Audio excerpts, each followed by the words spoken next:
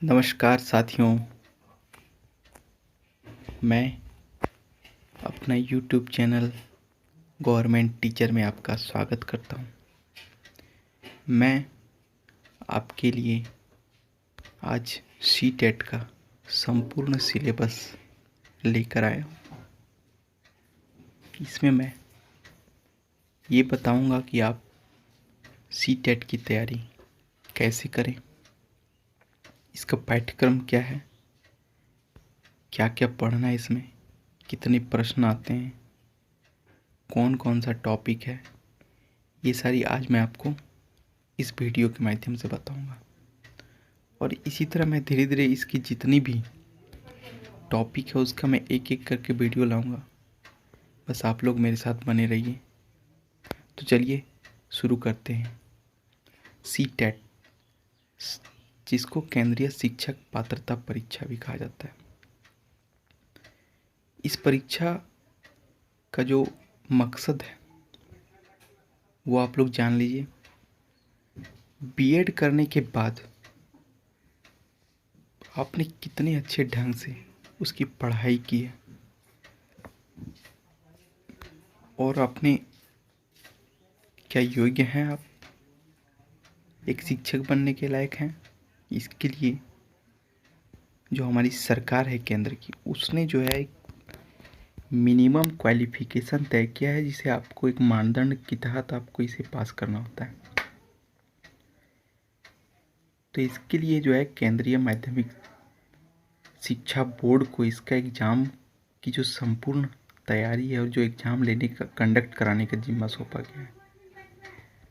तो इसलिए सीटेट महत्वपूर्ण हो जाता है कि आप बीएड करने के बाद आप डीएलएड किए हुए हैं तो आप सीटेट निकालें।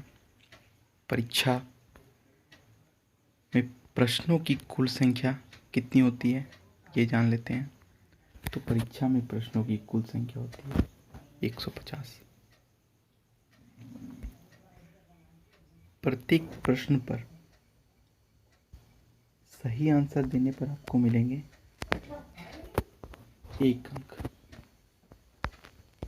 और फिर आप यदि गलत उत्तर देते हैं तो कोई भी नेगेटिव मार्किंग आपको नहीं मिलती है।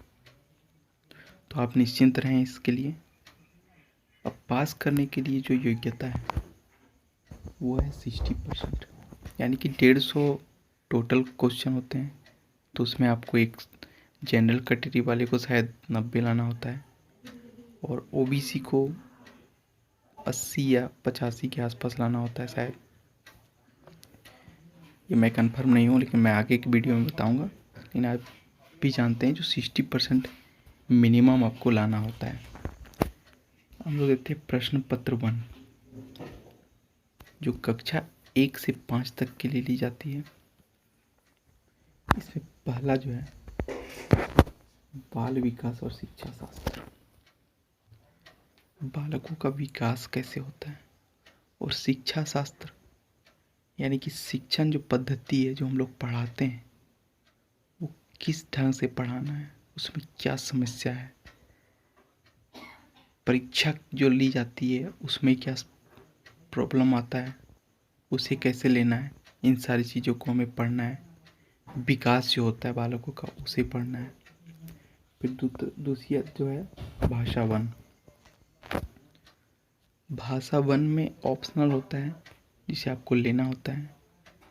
आप इंग्लिश ले सकते हैं, हिंदी ले सकते हैं, तो आपको जो भी अच्छा लगता है वो लें।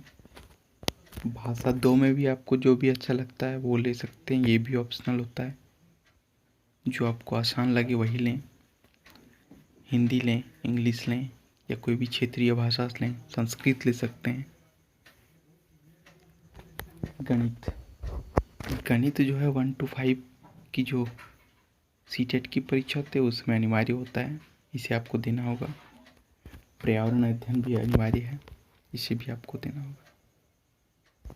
तो कुल हो गई प्रश्नों की संख्या 150 और अंक भी 150। आइए अब चलते हैं प्रश्न पत्र 2 की तरफ। प्रश्न पत्र 2 जो है इसमें भी बाल विकास और शिक्षा शास्त्र है।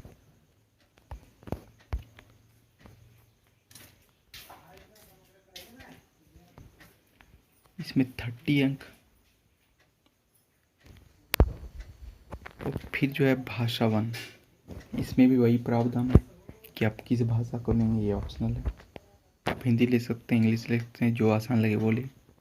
भाषा 2 में भी आपको जो आसान लगे वो लें। सामाजिक अध्ययन, ये आर्ट्स विषय में जितने भी छात्र होते हैं उनको सामाजिक अध्ययन लेना होता है। आप हिस्ट्री से बीएड किए या भूगोल से किए हुए, इकोनॉमिक्स से किए हुए, तो आप सामाजिक अध्ययन लेंगे। और जो विज्ञान के छात्र हैं उन्हें विज्ञान और गणित का 60 प्रश्न आता है, वो आपको देना होगा। इसमें भी कुल मिला के 150 हो गए और अंक भी 150 ही मिलता है। तो हम लोगों ने पाठ्यक्रम को देखा कि कुल जो है इसमें हमें दोनों ही प्रथम प्रश्न पत्र और सेकंड प्रश्न दोनों में ही बाल विकास और शिक्षा शास्त्र, भाषा 1, भाषा 2 दोनों में कॉमन है। बाकी जो है गणित, पर्यावरण और आपका सामाजिक अध्ययन हो या विज्ञान विषय, ये आपको पढ़ना होता है। तो एग्ज़ाम उतनी टफ नहीं होती है, आसानी से आप निकाल सकते हैं। बस आपको थोड़ा सा सिलेबस ध्यान में रख के आपको पढ़ाई करनी होगी और हर एक टॉपिक को आपको पढ़ना होगा अच्छे से। क्योंकि मैंने एग्ज़ाम दिया है, मैंने 2 बार निकाला। एक बार मेरा 110 मार्क्स है और एक बार मेरा 125 आया था। लेकिन हालांकि क्वेश्चन अच्छे होते हैं, लेकिन फिर भी हमें तैयारी करनी होगी। जब हमने बीएड किया हुआ है, हमें शिक्षक बनना है, तो हमें सीटेट की तैयारी करनी होगी, इसे निकालना भी होगा। तो आज हम लोग सिलेबस देखें, फिर हम लोग नेक्स्ट वीडियो में हर एक टॉपिक का अलग अलग विषयवार अध्ययन करेंगे और संपूर्ण पाठ्यक्रम को देखेंगे। उसके अनुसार हम लोग अलग अलग टॉपिक लेकर आपके समक्ष आएंगे। तब तक के लिए नमस्कार दोस्तों। वीडियो को सब्सक्राइब कीजिए, लाइक कीजिए और हो सके तो ज़्यादा से ज़्यादा शेयर कीजिए। धन्यवाद दोस्तों।